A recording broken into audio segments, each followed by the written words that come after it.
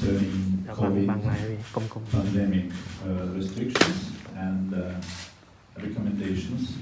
So we try to guarantee some kind of social distance today, and fortunately we have to focus today only on Thai media because we had a lot of requests from Western media accredited here in Thailand, including US, from UK, Canada, other Western countries.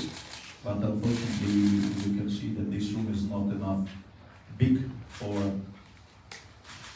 let all people who want to come today to be here with us.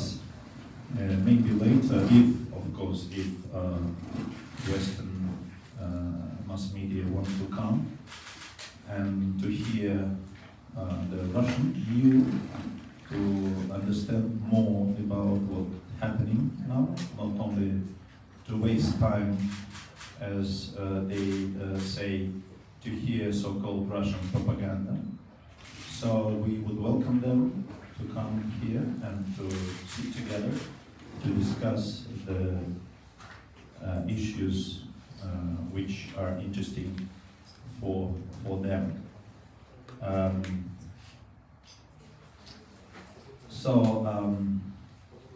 Regrettably,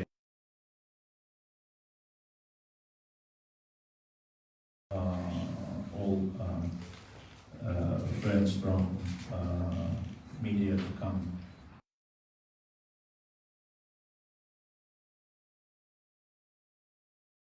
To thank all of you for your interest.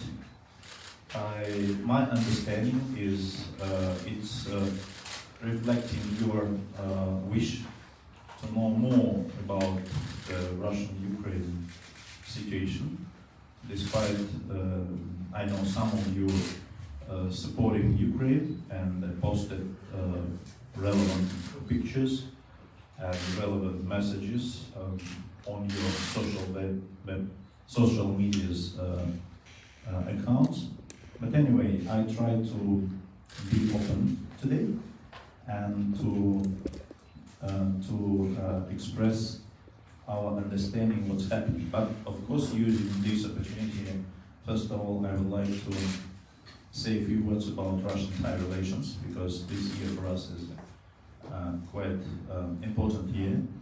We will celebrate the 125th anniversary of diplomatic relations between our two countries. And we are proud of long and continuous history of Russian-Thai relations, which began with the friendship between two monarchs, King Rama V and the Russian Emperor Nicholas II. They first met in 1891 when Crown Prince Nicholas stopped in Siam on this trip to Asia. Last year we celebrated 130 years of that journey. Both Russian and Thai monarchs laid a very important foundation for our relationship, full of mutual understanding and willingness to come to each other's aid in a difficult moments. So behind this year's jubilee, there are historical events that Russia and Thailand experienced together, and that became the foundation for reliable and strong relations between our two countries. The embassy is in close contact with our Thai friends in different ministries, authorities, different organizations and institutions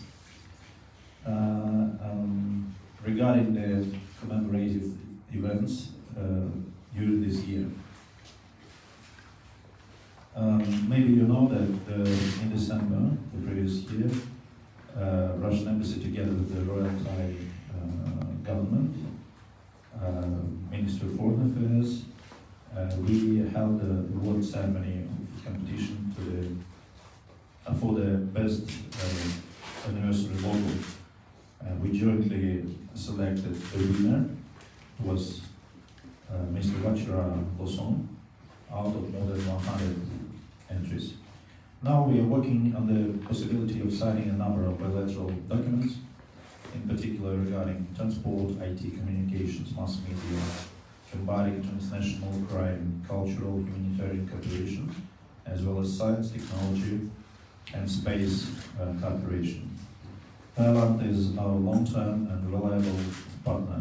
The relations between our peoples are very friendly and warm, continue to develop and strengthen.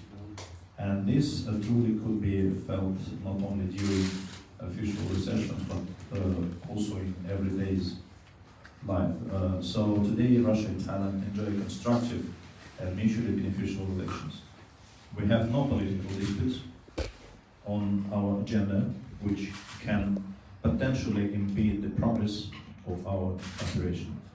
Russia and Thailand follow very close approaches to major global and regional issues, interaction within various multilateral mechanisms. So using this opportunity, I would like to express our appreciation to the Royal Thai government, to the Ministry of Foreign Affairs, all other friends and colleagues in different authorities for a very constructive cooperation.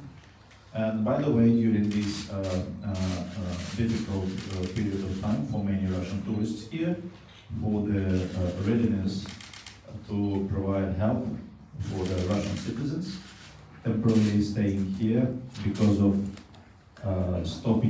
because of suspension of direct flights operated earlier by the Russian air companies, and concerning number of sanctions against Russia, which resulted in blocking of using banking cards for many Russian tourists.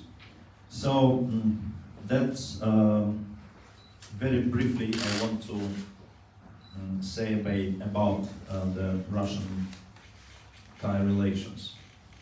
So I guess that you're, of course, very interesting what's happening, what's happened, and what's happening today, and what could be happen after between Russia and Ukraine. I really looking forward that all of you would use this opportunity to try to understand the full picture of the present situation. Not only by eyes of your Western fellows. We know that maybe it is much more easy to use completed materials, articles that could be just reposted or could be republished in local media, but among the first steps which were made by the Western countries was blocking all Russian media resources, maybe because they don't want to let their people to know more truth what's happening in Ukraine and about and around Ukraine. So it is a really unprecedented information war today.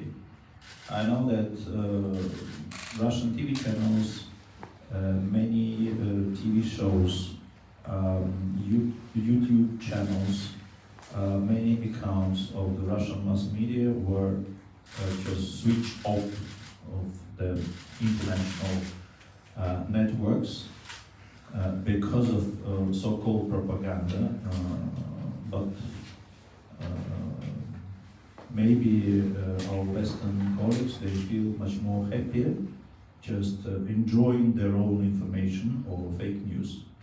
Okay, today it's our mission to try to explain the historical background of the Ukrainian crisis and to provide our understanding of what's happening. this situation was not created just 3 weeks ago. You must understand that the historical background consists many centuries. Of course, there were a number of different periods of relations and different historical situations in the context of the development of my country, starting from medieval times. But of course, everyone today, everyone who is living today is much more interested in the last period of time, what was happened. Okay, let's talk about maybe last 30 years.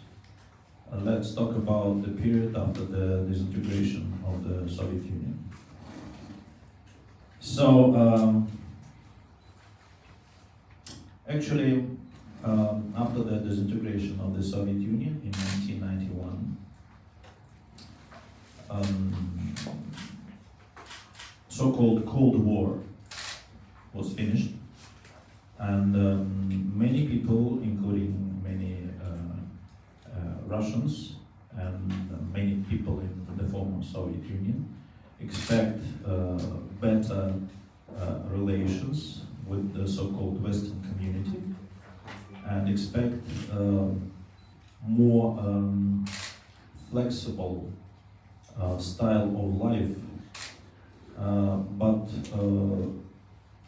if we talk about political situation in that period of time, there is no any secret. Today you can find many documents in websites, in different media resources, that exactly before the disintegration of the Soviet Union, especially after the peaceful reunification of Germany,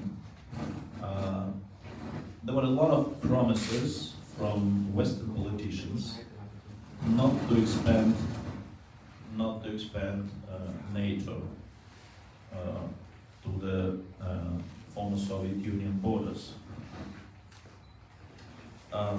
That promises we see today was lies, because we have experienced 5 waves of expansion of NATO, and we proposed many times to our Western colleagues to sit together and to try to establish a real security and stability system in Europe. But maybe Western countries, especially US, of course, because Western community is, everyone knows who is leader of the Western community, the United States, of course.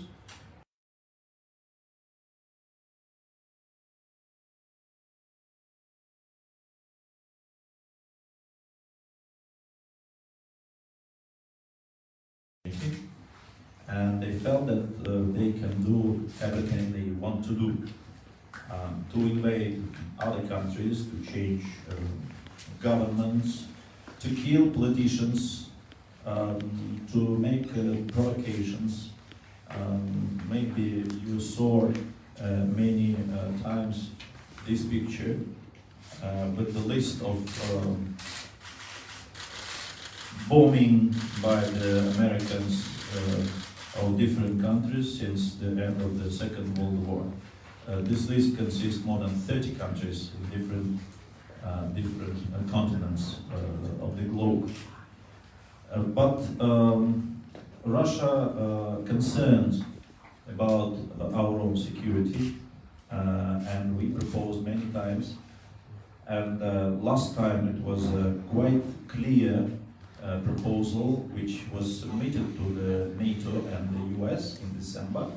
Last year we proposed a number of measures that could guarantee the security and stability in Europe for all European countries and also for the Russian Federation. But all these concerns were ignored again by the Western community, by NATO and the US. So one friend told me, if somebody hitting your head long time, what kind of reaction could be? How long you could be patient? 1 hour, 2 hours? But if somebody hitting you 8 years, or maybe 30 years, how long could be patient? So Russia cannot longer tolerate the provocations from the Western community.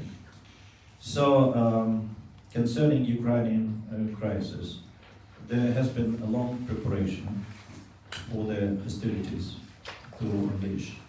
Today we have a proof of a long-term US plan to turn the Ukrainian regime against Donbass area and launch an assault on Donetsk and Lugansk on the 8th of March.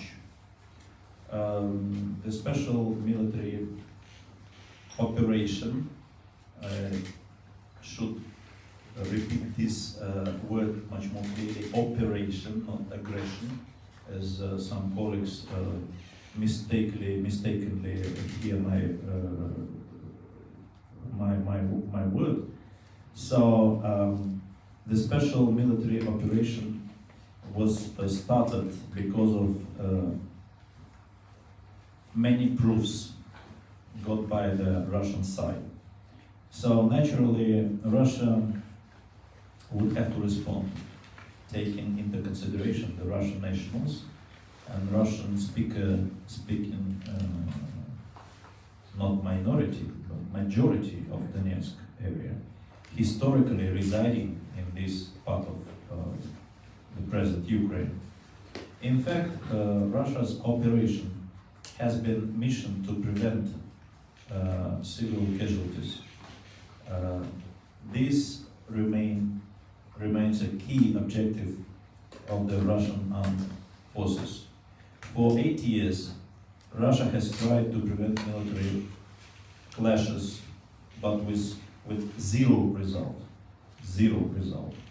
Eventually, there was no other choice left for my country but to prevent the looming catastrophe. For now, Russia is taking every effort to end the ongoing tragedy, although the Kiev regime does not tend to cooperate on this. The humanitarian catastrophe is there. Water and electricity supplies are cut off.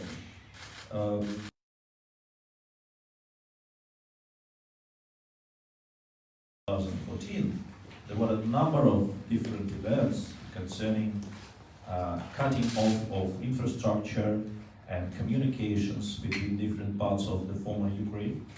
For example, after the declaring the independence of Crimean Peninsula and the decision of rejoining with the Russian Federation, the Ukrainian government cut off the water supply for the Crimean Peninsula, which was, that infrastructure was built many years ago during the Soviet period of time. It was the one country, of course, and all the infrastructure was used by all parts of the former Soviet Union. And of course, after the disintegration of the Soviet Union, it was naturally expected that all infrastructure could and should be used in the interest of all participants. But the Ukrainian government decided to cut off water supply to the Crimean Peninsula. Just one example. Currently, Russia has become a host to millions of Ukrainian refugees, and their numbers are booming. Today, more than 2.6 million Ukrainians, I should point out, Ukrainians from different cities of that country apply to be evacuated from that cities to Russia. Russia is opening humanitarian corridors every day since 10 o'clock, 10 a.m. Every day we guarantee free escaping, free evacuation of civilians from different cities. But Ukrainian government, Ukrainian armed forces, and it's hard to say who is now controlling all the troops in different parts of Ukraine. They are not agreeing to let people go out of blocked city, and actually diverted them as hostages. So, contrary to Western propaganda, Russia is not isolated, by the way. You can see many reports about everyday contacts of President Putin, of Minister Lavrov, with their foreign colleagues, including head of states from Europe, Asia, Middle East. We are continuing quite active diplomacy, and it is not possible to isolate Russia, despite whoever want to do that. So, on the other hand, we would like to demand, it's absolutely another issue. I maybe just talk about this issue much more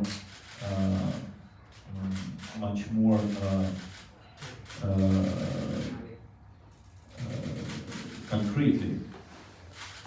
But I would like to point out that unfortunately, during all this long period of time, during 30 years, we did not feel respect from the Western countries, from the Western colleagues, and the result of the irresponsible policy we see today. So, by the way, the number of American military bases abroad is much more than their embassies abroad. It's just like to remind you.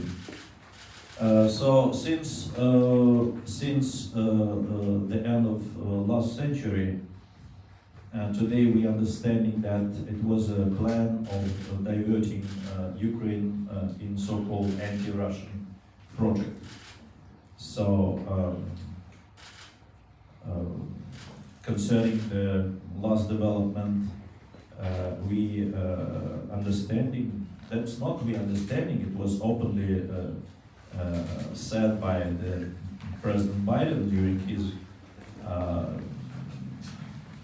address to the nation just maybe two weeks ago, that US prepared for this crisis for a long time, and during last year they established alliances throughout the world.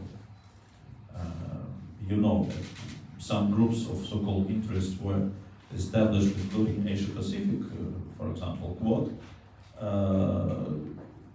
which is consists of 4 countries, and of course AUKUS, so US, UK, and Australia.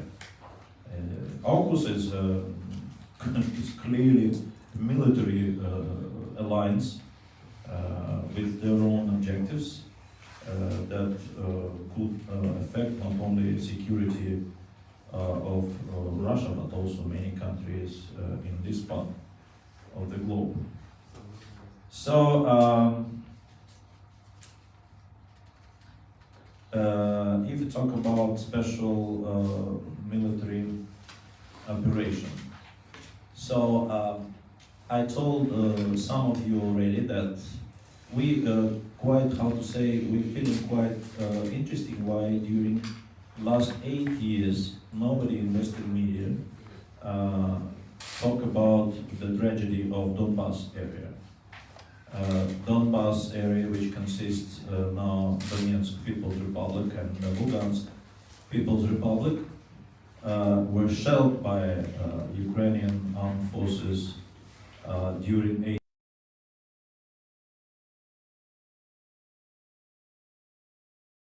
several hundreds of children, but nobody expressed concerns in the Western community, by the way. maybe it was part of plan of diverting Ukraine into anti-Russia, unfortunately. But anyway, before the special military operation, as President Putin said, it was very difficult decision for him. As far as I understand, he tried to do everything not to stop such kind of actions. But zero results during so-called Minsk process. Openly declared unwillingness and unreadiness from Ukrainian government to fulfill all obligations according to Minsk agreements. So after we had enough proof that the Ukrainian armed forces prepared to attack Donbas area on 8th of March, we really had no choice. It was a quite clear plan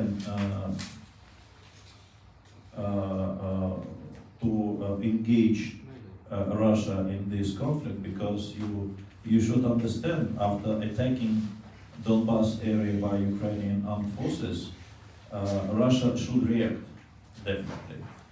And after that, so all Western politicians may say that, you see, we just predicted that Russia will invade Ukraine, but we could not stay aside because of 800,000 Russian nationals living in Donbas area. So now it's everyone, I guess, should understand that all these packages of illegal restrictions which were imposed by the Western community against Russia were prepared a long time ago. All of us understand that it's absolutely impossible to do that during only one day. It's absolutely impossible. But anyway, if you're interested in, we can talk about sanctions later. But the final scenario that could be realized was clear in the minds of Western politicians long before this crisis, which was started with the Russian special military operation.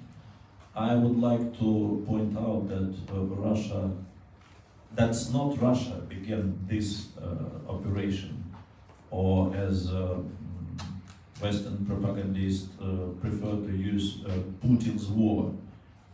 Russia tried to end the war in Ukraine, which was started 8 years ago, at least.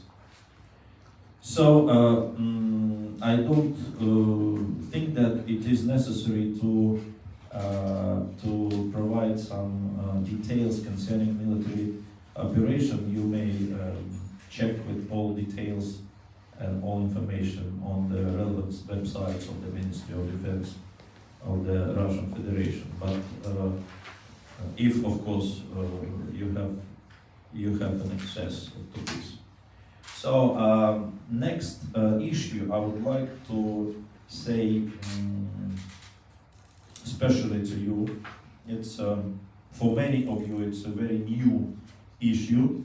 I mean, as Undersecretary of the Department of State of the US, Madame Nuland called it biological research facilities in Ukraine. That's quite interesting situation, because previously, of course, Russian Federation knew about such kind of programs, but the new development of this biological program was made when the Minister of the Public Health of Ukraine when the Madame Subrun, by the way, the U.S. citizen, was appointed as a Minister of Public Health of Ukraine in 2014. It's also quite interesting situation. But I should say that this issue is very serious, not only for Russians, for Ukrainians, but it should be very serious issue for the world community, for the whole international community. So we would like to demand the US and Ukraine to provide an explanations on its role, their roles in providing with biological warfare. This is, as I mentioned, Victoria Nuland openly confirmed this program, and of course she stressed that American side, how to say, doesn't want to let Russians to hold all these documents and materials. So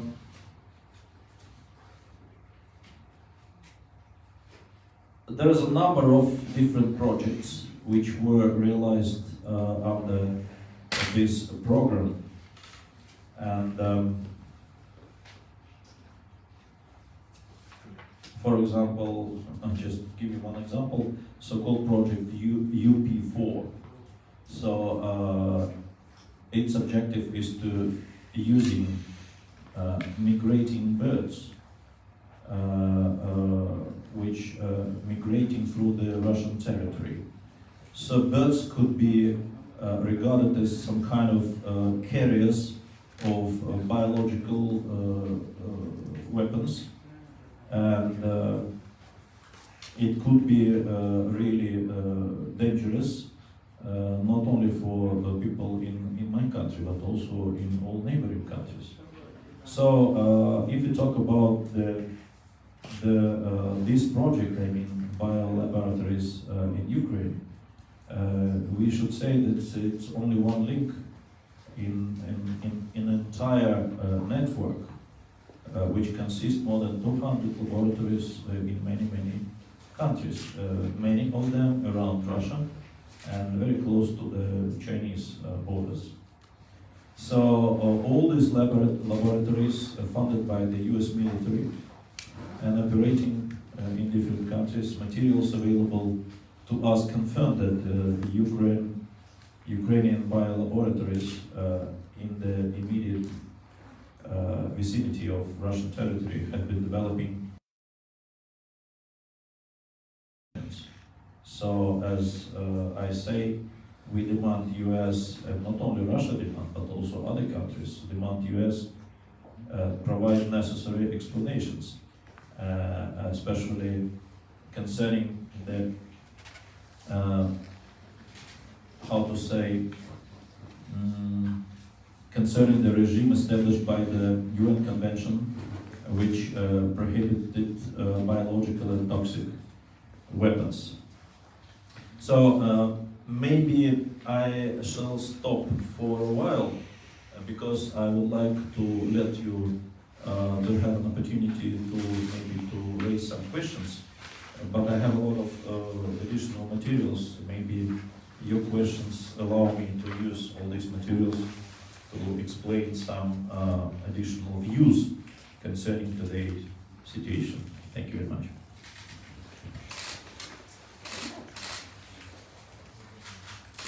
Please, Igor.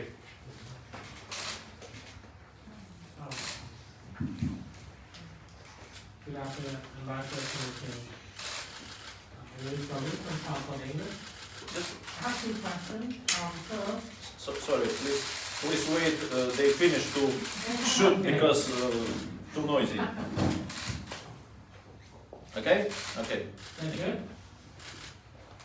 First of all, I'd like to ask the embassy's stance or reactions on the current positions of the Thai government. Are you happy that the Thai and the Thai government stance currently, which on one hand, I think the latest stance is that they will remain impartial or neutral about the conflicts in Ukraine, but at the same time providing aid to those affected, humanitarian aid to those affected in Ukraine as well.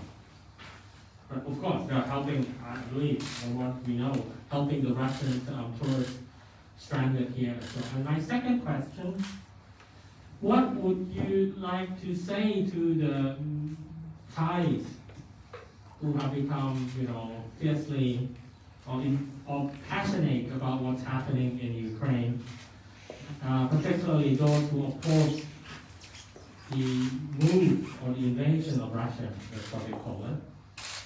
Or what have you got to say to these Thais? They're very active on social media, and I believe some journalists also have a clear stance on what's happening.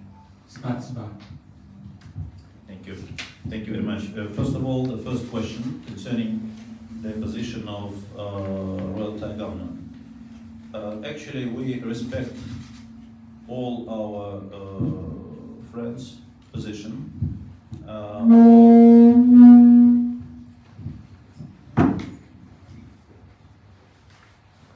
Okay, so the Russian, Russian diplomatic practice is not to interfere the others' domestic affairs.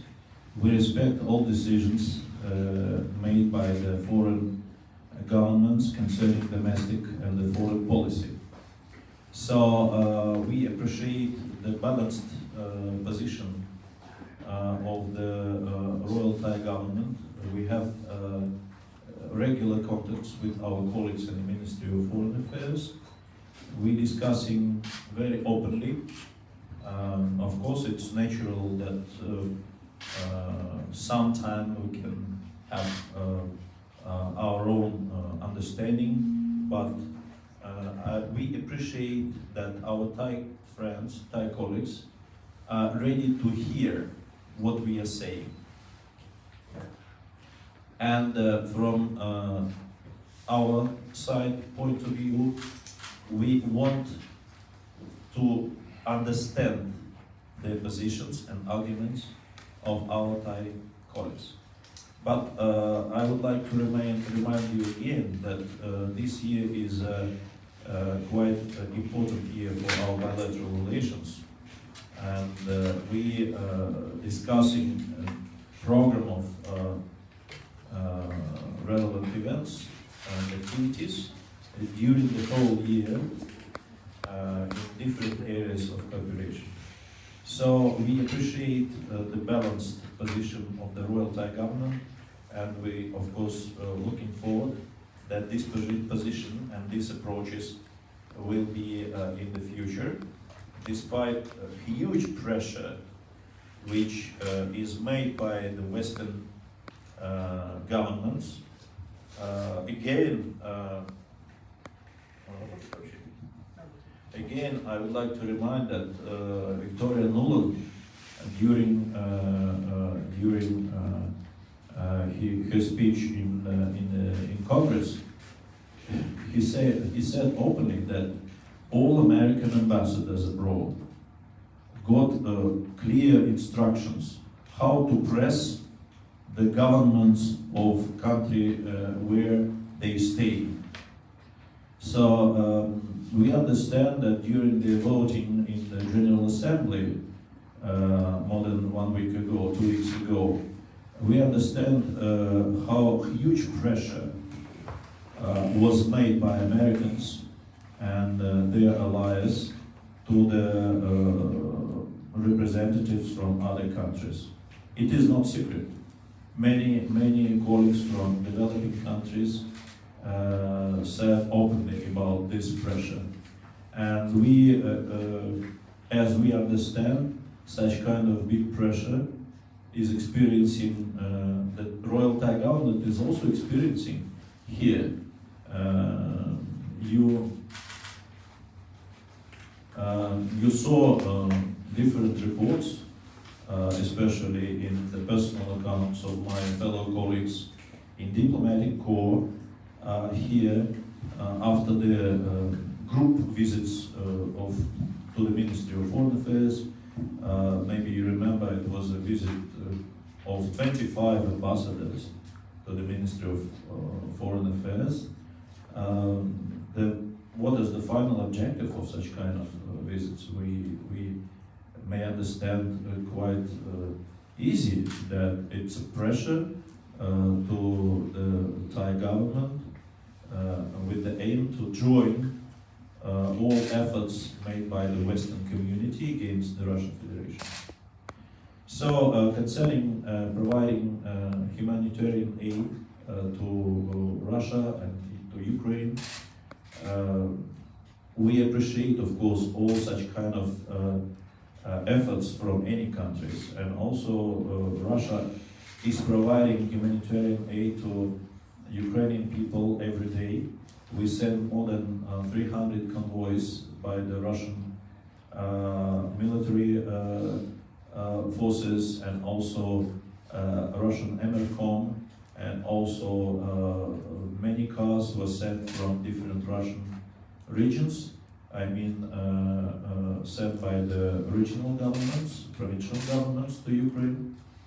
And up until now, as far as I remember, more than 3,000 tons of humanitarian assistance were provided to the people who need this assistance now in Ukraine, including food, including medicine, including just everything what they need. So of course we will continue to provide humanitarian aid to Ukrainian people, as well as, I guess, many other countries. And I would like to repeat it again, our appreciation to the Royal Thai Government, to the Ministry of Foreign Affairs, to the Ministry of Sport and Tourism here, to the local governments and the Tourist Association for their readiness to provide help for the Russian tourists permanently staying, temporarily staying here. Actually, today's situation is not the same like 2 years ago when the pandemic began. That time it was a real disaster. It was quite unexpectedly. Today, there are some mechanisms created by the Russian government, by the Russian authorities, in the close cooperation with foreign partners, how to manage all these problems. And your last question is what I can say to Thai people. Yeah, I mean, just even before your press conference began, I don't know if they're still out there, if some protesters, which includes Thai citizens outside the... How many people standing today? I would say maybe 15, 10, yeah. 15. We are experiencing these actions almost every day, or maybe every 2 days. And we see that almost the same people come here, and they just demonstrate their slogans and Ukrainian flags. Okay, for us as well as for the Royal Thai Police, the priority is to guarantee normal order here and guarantee security on just this area, to guarantee normal conditions for my embassy, for my staff, to fulfill all our obligations concerning our functions as an embassy. That's their right to organize some actions. Of course, if all these actions were permitted by the local governments. We know that Thailand, as well as Russia, there is some kind of procedures to organize any demonstrations or any protests on the streets. So I would like to use this opportunity, by the way, to thank policemen who just are on duty around our embassy here. for their cooperation and for their understanding that today we're experiencing not normal environment around my embassy. But what I can say to that people, we know that some of them are people from Ukraine. By the way, they're talking among them in Russian, not in Ukrainian language. So just by the way, some of these people are representing other countries, not Russia, not Ukraine, but third countries. So I would like to, advise them to spend some time to use computers, to use their gadgets, and to try to understand historical background of Russia-Ukraine crisis, and of course historical background of relations between different people of the former Soviet Union, between different nationalities. Russia, by the way, consists more than 300 different ethnic groups, and we never experienced religious war or ethnic wars. So it's our very important legacy from the previous generations, and we want to maintain this national, international, and inter-ethnical harmony in my country, and not let somebody from outside to destroy this harmony, because we see that there are a lot of attempts to try to destroy this inter-ethnical harmony in my country. So that's it. What I want to say to the Thai audience, I hope that through your media here, it will be an opportunity to understand more about what's happening today. If you don't mind, I would like to raise one more issue, maybe also could be interesting for all of you. It's absolutely unprecedented and unexpected hating in Europe. So today, so fast, the social environment in Europe was changed. Everything connected to Russia, to Russian culture, to Russian people, to Russian language is hated by local medias, by local people. Even many of them never travel to Russia, but they hate. It's like just some kind of special operation just started in some day, in some time against Russia. There are absolutely, politely, incredible ideas. For example, to prohibit the Russian music and Russian composers. I guess that it could be some kind of Russian reply to Western sanctions, as a Russian counter-sanctions.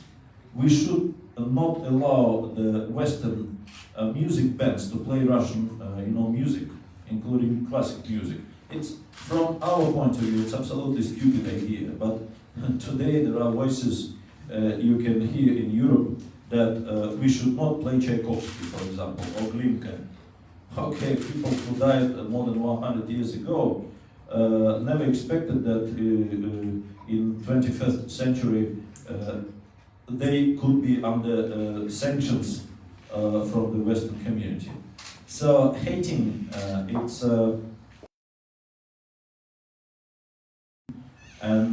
it's quite interesting, especially for studying and analyzing by relevant experts what's happening today. But it's a real discrimination based on nationality. Actually, it's some kind of racism today. When Russian students were prohibited to continue the education in Western and European universities without any compensation, by the way. And what's happening with the Russian assets and the Russian money and the Russian property? So the Western governments, their behavior is like, thieves. They're just stealing somebody's money and property. That's normal. Previously, actually, many Russians believed that the right of the private property in the West is sacred. It's untouchable. But today everything is changed. So I guess that many business community in other countries, including Arab countries, including Asian countries, they have to think about the security of their assets. In the US and the UK, for example, it's a big problem. Could be in the future. It could lead us to full chaos in the world economy. We see what's happening with the prices of natural gas or oil today in many countries. But I should say that this happening in the conditions when Russia still not impose their own counter-sanctions against Western countries. We did nothing, by the way. We're still providing all natural resources in full accordance with our contracts, by the way. But how the situation will develop in the future? Let's wait and see. Because, as I told, for us it is already impossible to be tolerate this discrimination and this policy from the Western government. Sorry, yes, please, next question. Good afternoon, Minister Excellency. Okay. I'm Ashwin from Thai News Agency and TV. Wait a moment, please. Just they finish, okay?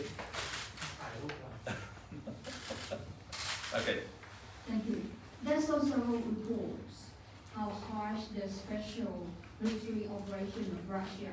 Even UNICEF states that there's at least 37 children were killed during the operation. Would you like to make it clear on this stage, because it seems like a discriminatory attack? Because there's a few news outlets from the Russian side that we could rely on. Thank you. Of course, any war is bad, especially for civilians. I just would like to ask you again where all international organizations, including UNICEF, were during the last 8 years, when many children were killed in the Donbass area, by the way. Nobody comments. Nobody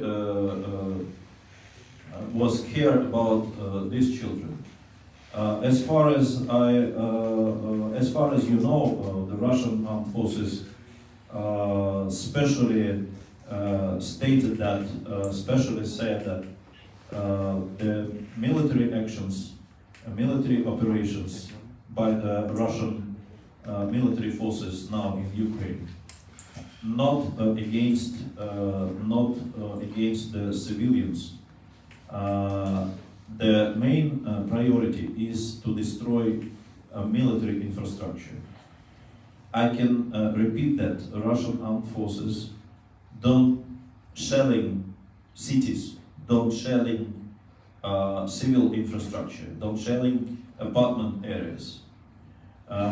Maybe you don't know, but there are a lot of examples, a lot of cases when the Ukrainian troops, they deploys offensive weapons, artillery, different equipment, exactly in residing areas, exactly near schools, exactly near kindergarten, try to hide themselves against the Russian counter-strikes.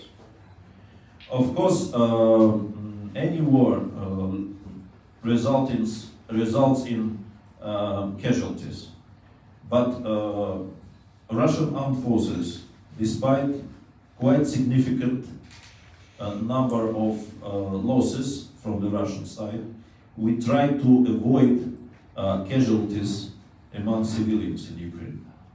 So our top priority, I repeat it again, is military infrastructure. Thank you. Игорь, да, можно? May I? Good afternoon, Your Excellency. I'm Arachikon from Thailand TV. I have two quick questions for you. As you imply that Russia's special military operation is to respond. Is that mine? Okay. Right. Is that to respond to the NATO expansion and the US and the Western and to stop the war in Ukraine? So I would like to know that when would this war will stop? Or this could possibly escalate to a World War III?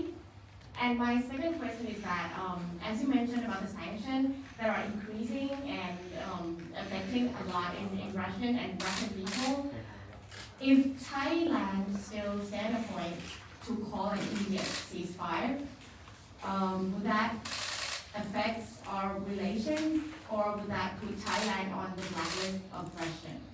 Thank you. Sorry, you mean Thailand I mean like, could be included in the blacklist? yes. No, I mean like, would Russia consider to include Thailand in Russian? You mean in so-called list of non-friendly Yes. countries? Yes. There is no Thailand in this list. If we stand the point that we called for an immediate ceasefire in this crisis, would that be affecting that consideration? You know, I prefer to use real arguments and real documents to make some statements. Today, I guess there is no base to talk about the idea of inclusion of Thailand in so-called list of non-friendly countries. So I think that we don't need to discuss this issue today, especially concerning the balanced position of the Royal Thai government. Concerning the World War III, of course, nobody wants to see such kind of development, because many politicians, including US President, as well as all other Western leaders, as well as Russian President, all of us understand that the World War III could be the last one. Could be the last one in the history of mankind. So a Russian position is to end this war as early as possible. This war was not started on the 24th of February 2022, as I told all of you today. This war was started at least 8 years ago, after the coup in Kiev, and after the Kiev regime started shelling the Donbass area. So a Russian approach is, of course, we want to make maximum efforts to end this war as early as possible. So why we are in the talks with the Ukrainian side during last 2 weeks, you know, there were 3 physical rounds already. And during last days, as far as I know, delegations from 2 countries, they are contacting online non-stop. And of course, I have no details, but as members of the Russian delegation express, share their feelings. There are some common ground for peaceful settlement of this conflict. But of course, there are a number of Russian considerations, and there is a position of Ukrainian government. But in such circumstances, I'm sure that it would be much more useful today not to increase instability, not to increase this conflict, what the Western government are doing today.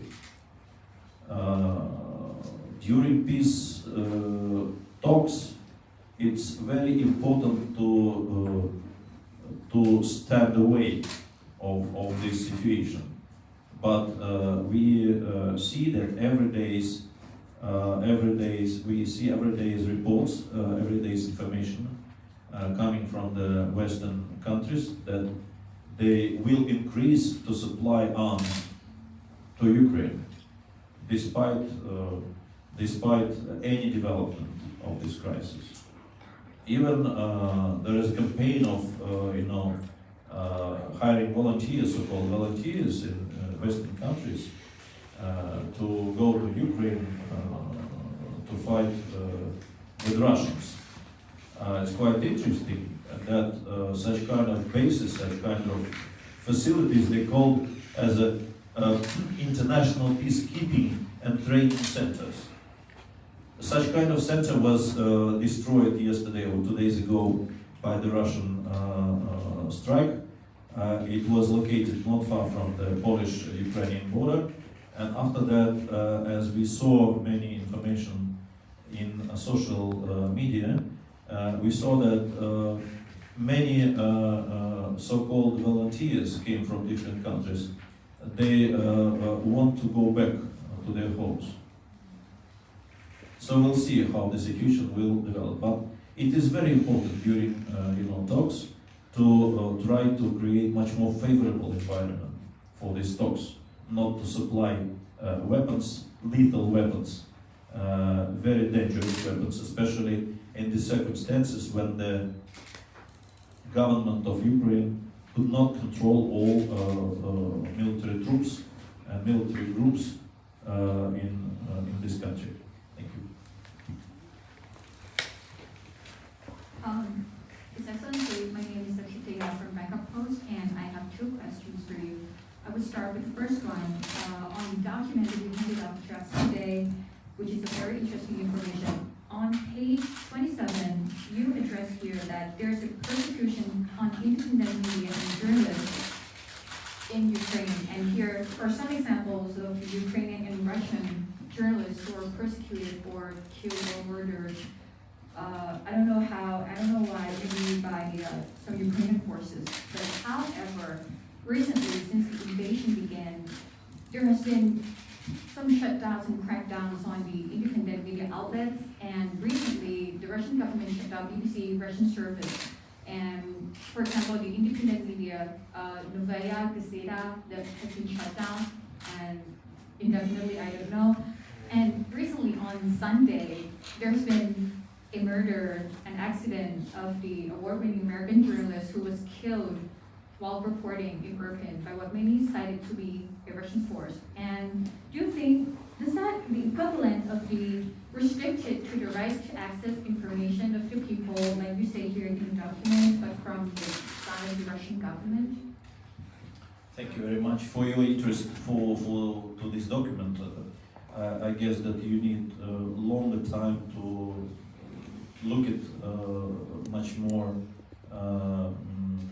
accurately concerning journalists. Unfortunately, during last 8 years, we saw many cases in Ukraine when the Ukrainian journalists were killed in different cities without any punishment, by the way. Until now, there is no punishment for such kind of crimes.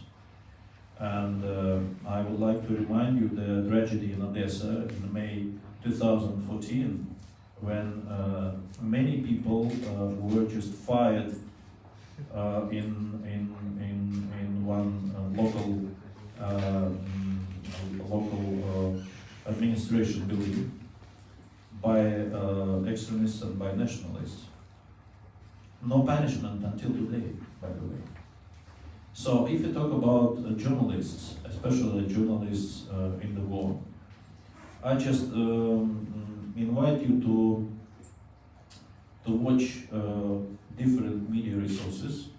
For example, Russian television. If we see some correspondence on the war, we see that they have, all ammunition, helmet, and all ammunition because of course, security.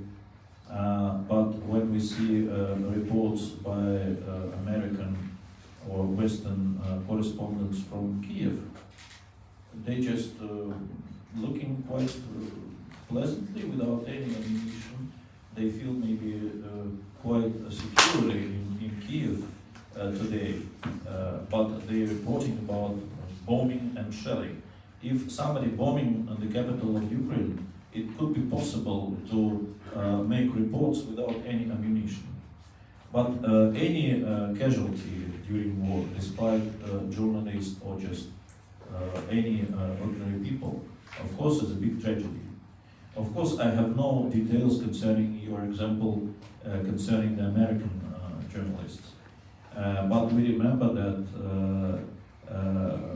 some journalists were killed during bombing, US NATO bombing of Yugoslavia in 1999, including Russian journalists were killed.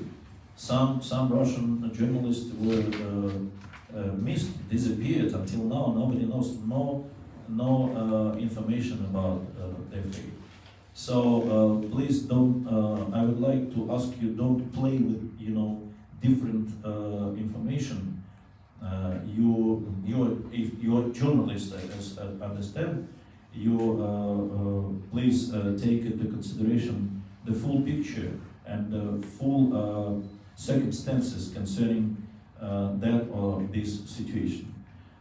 Володь, что там было еще по поводу конкретных? Новая газета закрылась, но она продолжает работать. Yes, concerning closing of many media in Russia, I would like to remind you that before the special military operation, there was a huge number of Ukrainian media were closed by Ukrainian government because of their own positions and their own views, not harmonized with the official position of Ukrainian government.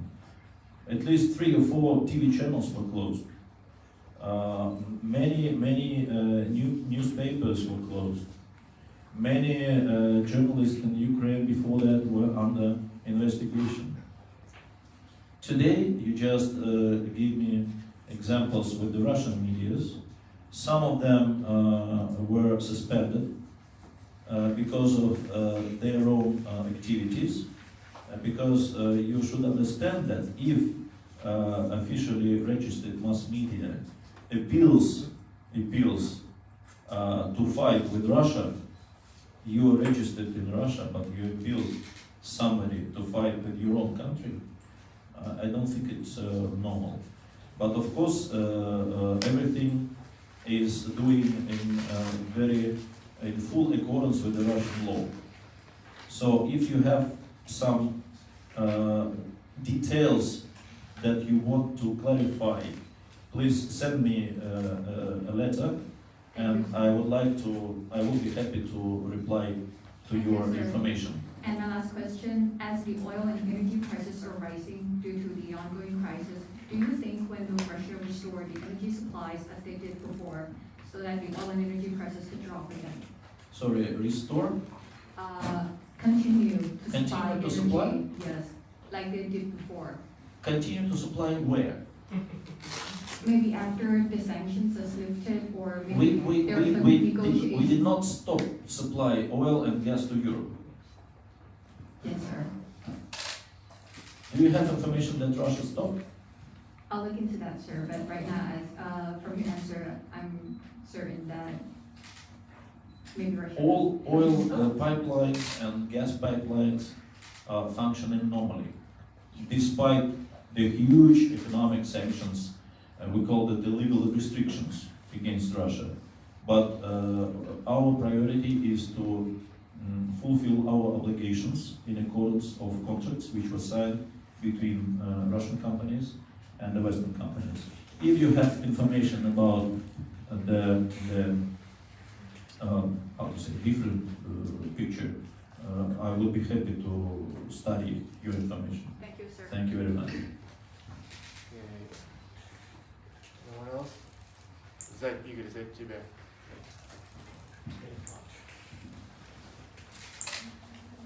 Very expensive. My name is Ken from Japan. I have two questions. The first question, you have mentioned about the heavy pressure from the US government and its allies on the United Nations delegate on the recent denunciation resolution 2 weeks ago. My first question is, will the recent Thai delegate in the UN Assembly affect the Thai-Russian military relationship? For example, will Thai delegate will be invited to the Russian International Military Technical Forum, or will there be any effect upon the Thai military scholarship to Russia? And my second question is regarding the recent sanction from the West towards the elites in Russia. Is there any aspects of those elites being sanctioned that are in Thailand that needs the embassy protection? Thank you. Последний не понял, первый понял. Can you repeat the second question, please? Let's answer your first question and then clarify your second one, okay? So concerning the Thai position during the voting in the General Assembly, right? Yes. As I told you today, we how to say, we respect the decisions made by our foreign friends, and we understand that the decisions and the positions expressed by the many member countries of the United Nations were made under the big pressure of the US and the Western allies. So it is not secret. So-called 141 countries which voted for that resolution. Of course, we understand that that's a quite, how to say, contradictory result. Because today we see what position expressed by many members of the international community. I just give you some examples. I don't talk about the biggest players like China and India, but let's talk about the position expressed by the Brazilian government. Let's talk about position expressed by League of Arab countries, which consists many countries of Arab world. Let's talk about the positions which were expressed by many Asian countries.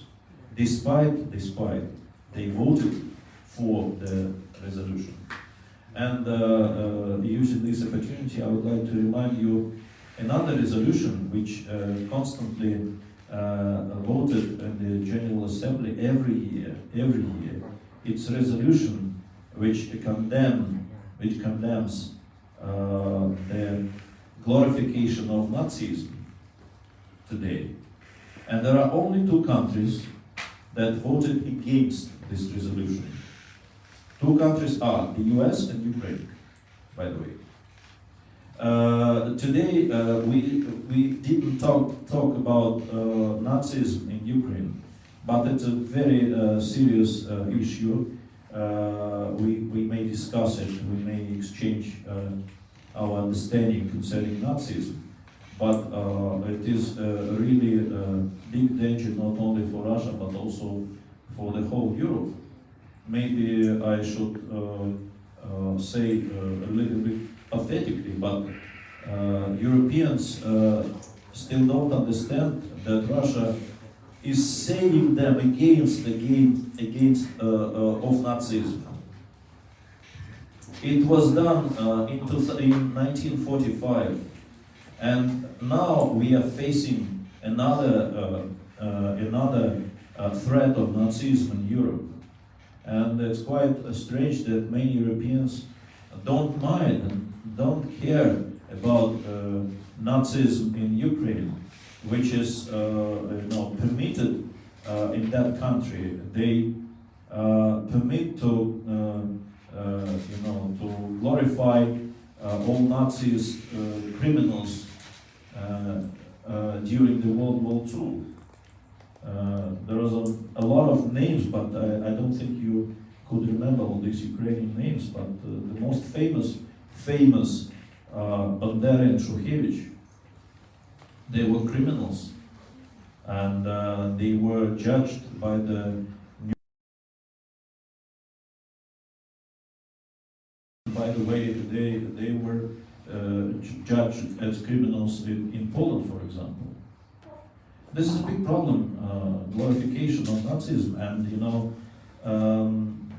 under the slogan of tolerance, permit to organize any Nazist activities, despite which country. It's a very serious threat to any country, not only to Ukraine or Russia or Thailand, of course. And sorry, your second question, could you repeat it again? Yes, please. But for the first question, so can we imply that currently there is no any economic damage between Thai and Russia regarding the latest solution? Right? As I told you, we understand reasons why many countries voted for that resolution. We understand reasons. And as I told you, we are friendly countries. We have very good historical background. We are ready to develop our cooperation in different areas. On my second question, sir, regarding the sanction from the Western countries, there are many elites from Russia being sanctioned and has their assets being frozen in other countries. But is there any assets of those elites who were sanctioned by the Western countries that are in Thailand? Есть ли активы российских элит, которые хранят в Таиланде? If you allow me, I would like to check this situation with the Russian Ministry of Finance and the central bank, because I'm not responsible for the Russian assets abroad. Thank you for your interesting question. Actually, frankly speaking, I don't think that there are big assets of the Russian Federation here in Thailand. But I hope that if there will be some assets, I hope that Thailand would not use similar actions against our assets and against our property here. We, Russia and Thailand, we repeated many times that we are respecting mutual obligations, and we are respecting international treaties. Thank you. Speak loudly. Good afternoon, I'm Valerie from CNN. Sorry.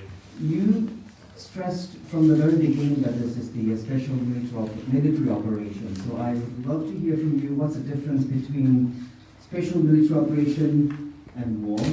Because in the media now, most of the narrative would be this is the war.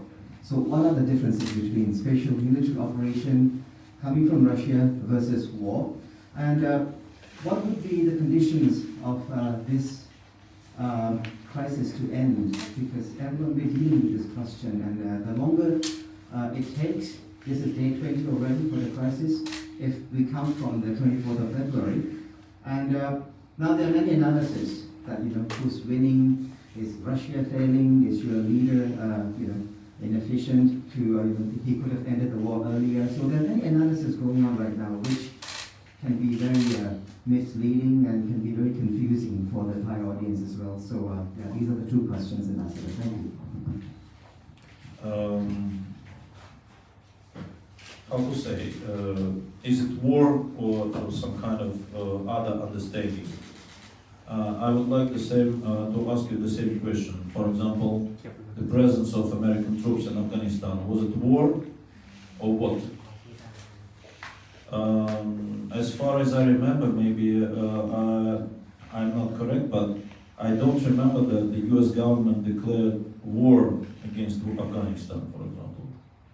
So Russia, Ukraine. As far as I remember, I didn't hear about the declaring war from Russia to Ukraine. As a vice versa, by the way, I didn't hear about the declaring war from Ukraine against Russia. They're talking about war. They're talking about war during a very long time, but they didn't declare war against Russia. So, as I told all of you today again, the main objective of this special military operation is to destroy military infrastructure. Military infrastructure, so that's the meaning of demilitarization of Ukraine. We want to see peaceful and friendly Ukraine, not like, how to say, NATO's springboard against Russia. Because what the Western community did during last period of time, they created some kind of anti-Russian springboard. So we should feel security and stability along our borders. So I don't think that this is war, and as well as President Putin or Ministry of Defense, they repeated many times why this event, this action called as a special military operation. And the second question was, how long?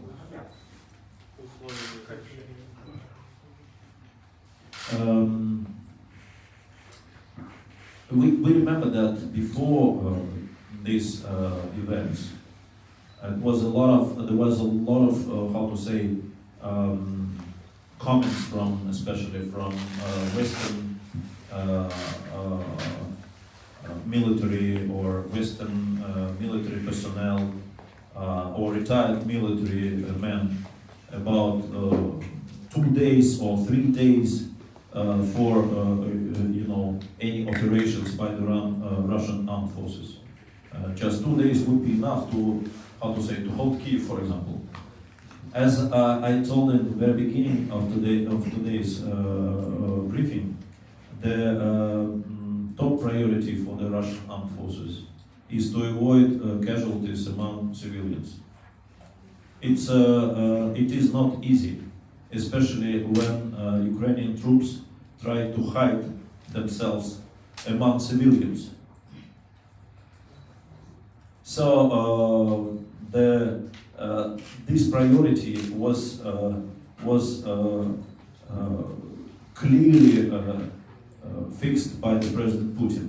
So Russian armed forces doing everything now to avoid casualties among civilians.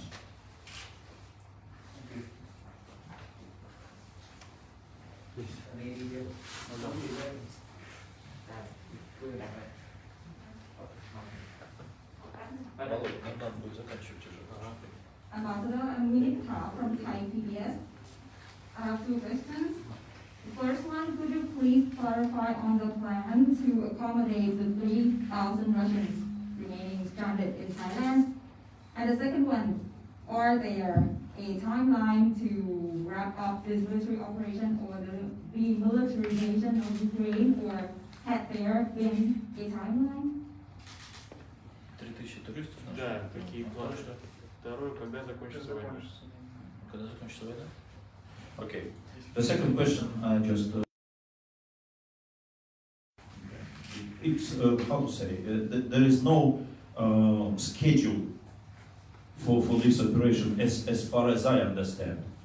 There are objectives for this operation. Objective number 1 is demilitarization. That means destroying military infrastructure. Objective number 2, denazification. But denazification could be only after the demilitarization. So how long this operation would be, I'm not a military expert, and I'm not a general in the Russian General Staff Headquarters. I didn't see plans. I don't need to see these plans.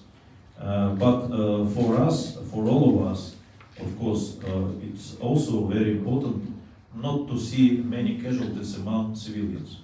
Concerning Russian tourists here, as we have information from different resources that there are big groups of Russian tourists who were stuck mostly in Phuket, Pattaya, and partly in Bangkok, and maybe some other places like Hua Hin and Chiang Mai.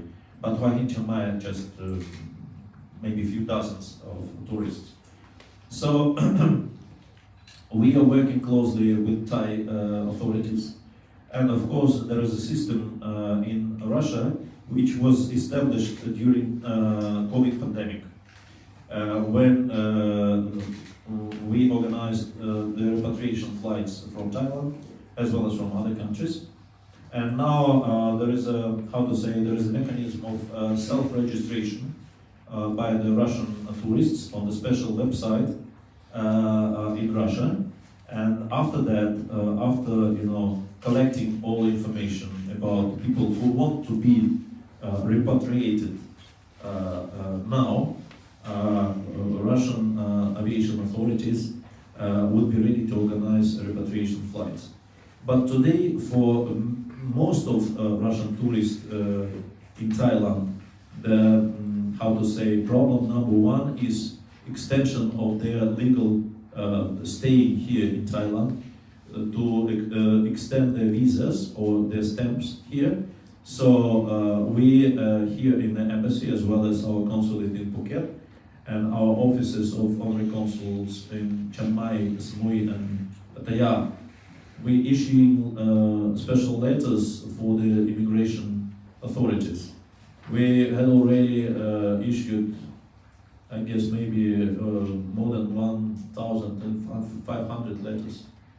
So we are in a close contact with the Russian tourists, with the Russian community here in Thailand, and we understand what we have to do now and what we have to do in the near future for resolving problem connected to their staying in Thailand. The last question, please. I'm really sorry because after that I have a number of meetings, so the time is quite limited. I will be short. We're also sitting already 1.5 My name is from hour. I have two short questions for you. As we see that people here, the civilians, are taking arms against the Russian army, is it unavoidable that the loss of life of the Ukrainian civilian would be huge to accomplish Russian goal of this special military operation? The second question is that yesterday the President Putin hinted that allowing people from the foreign country to volunteer to serve Russian army. But before that, You mean foreign volunteers? foreign volunteer foreigners, yeah. But before that, the Ministry of Foreign Affairs of Russia saying that they are going against foreigners joining Ukrainian against Russia. So what is your stance now? Concerning casualties among civilians, I only can repeat it again that Russian armed forces try to avoid casualties among civilians. So why Russian armed forces moving forward so accurately? Of course, any war, maybe it is not possible to avoid casualties among civilians. But what the practice, for example, in the US Army, when they invaded Iraq, they just bombing and shelling all cities to the ground zero, despite civilians or military, and just go ahead. Concerning the readiness expressed by the President Putin concerning, volunteers from abroad.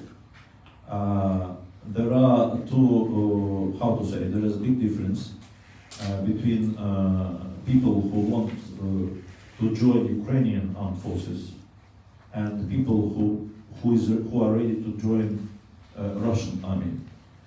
People who join the Ukrainian armed forces, mostly from the Western countries, they're expecting to have payment for such joining.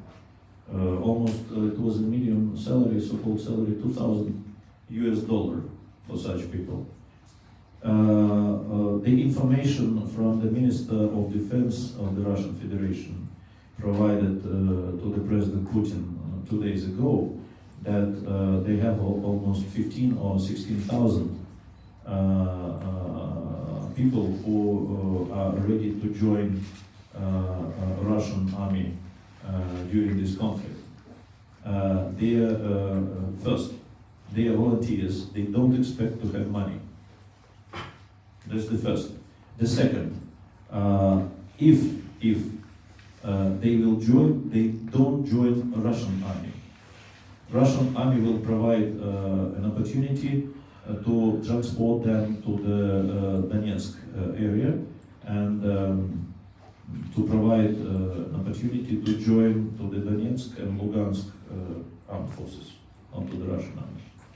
But anyway, this situation is quite interesting because it's demonstrating different feelings in different countries. As the Minister of Defense Sergei Shoigu told President Putin that most part of these volunteers are in the Middle East region. I don't know details, but I guess maybe most of them are from Syria, especially after the huge help provided by Russia to Syrian government. Maybe Syrians. But anyway, shall we observe how this trend will develop in near future? But of course, concerning the Russian legislation, concerning Russian laws and rules, everything should be done in full accordance with the Russian laws. So I guess that maybe we'll see more details and more information about this, and maybe some additional procedures. Thank you. I'm really sorry, dear friends, that it's really quite intense schedule for me today. Thank you very much again for your visiting our embassy. I would be ready to meet with you anytime in such big group or separately. Welcome. We may just fix time to see all of you separately or just in appropriate time. Do not hesitate. Vladimir is our focal point concerning media and press. I hope that situation will be settled peacefully finally, and all of us hope that this situation, this crisis, will be solved as soon as possible. Thank you very much.